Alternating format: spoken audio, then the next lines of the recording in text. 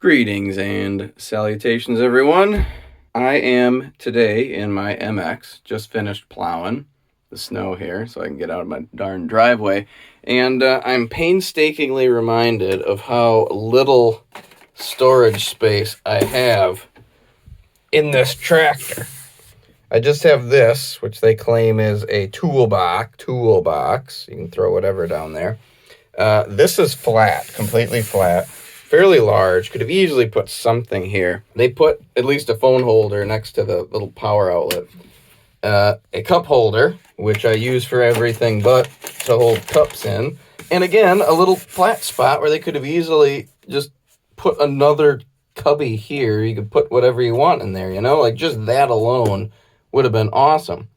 So I'm going to go ahead and do just that. And how I went about doing that was I downloaded a phone app called Widar, and what that did was it allowed me to use my cell phone to take various pictures around the little cubby area that had the flat top there. You can tell it's not perfect. It put a little slant in the image, which means I can't really trust this back part, but I could probably trust at least this flat spot here as the main flat point, since it did pick up the cup holder.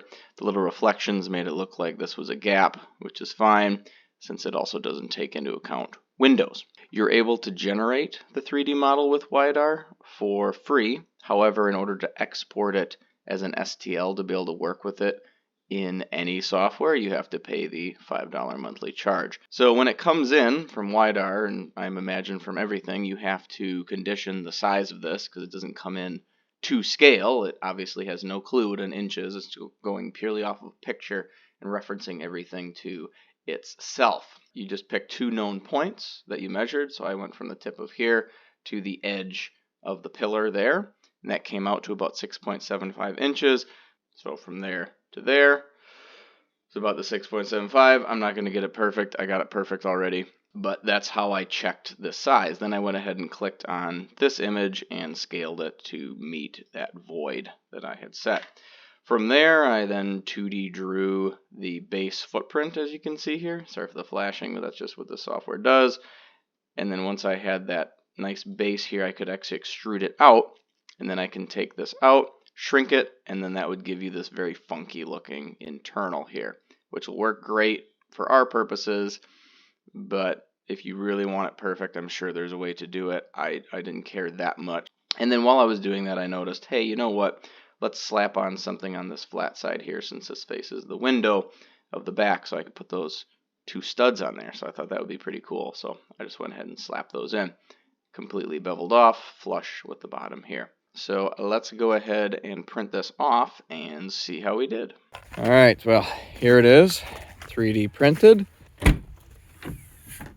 Not too bad. Yeah, right up against that gap.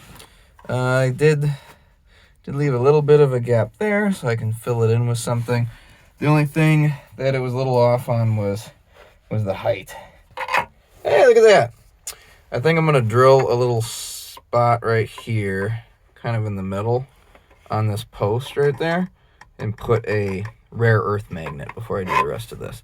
All right, here they are. Here's the left side. Here's the right side. And I have not bonded them down yet. I'm planning on using just some Clear Grip Gorilla brand glue. But just wanted to show where they're going to be. It needs to be 50 degrees. It's currently 30, so I'm going to wait a little bit.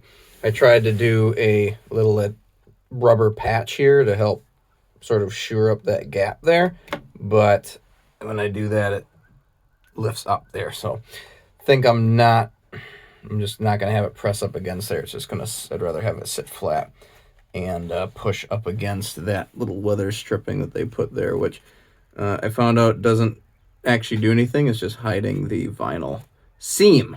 So I could potentially rip that up and just put this in there, but I think I'm just going to leave it. Put a little magnet in there. So as you can see, snaps it right in there, slides down, pushes it in that little groove, and that should help with the rattle. It's one thing I don't want to live with, is driving around and having that rattle. These are the sleeves that go on the 3-point hitch. So those are something that should always be very near the end. So that's why those are there. The other side has another cup holder. Couldn't resist. So I can tuck little tiny things in there. A little smaller cubby. And I put some magnet strips along here just to hold miscellaneous linchpins. It can hold about 3 of these. This is a bigger top link one. But this should keep things, again, that I'm going to use a lot of right near the back here. So I can grab it as needed and not have to say, oh, dang it, and have to reach down into this big pocket here. Which this top link pin might just live in here. Oh, look at that. Oh, that is so nice. Yeah, that's definitely staying there. All right, so there we go. Actually made the flat backs a little useful there. How I got it to look like this was by spray painting it a color close enough to this where it won't be that noticeable. It's kind of a mix between this color and that color, so it kind of blends it in. You see a little bit of light reflection off of this. That's because what I did is I sprayed it. After spray painting it, I sprayed it with Flex Seal spray paint. So it gives it a nice texture, makes it more rugged feeling. Should be able to hold up because, again, this is just 3D printed. Prior to painting or anything like that, I used a epoxy and coated this whole thing. So it's harder to tell that it was a 3D print. If you look really close, it's still obvious.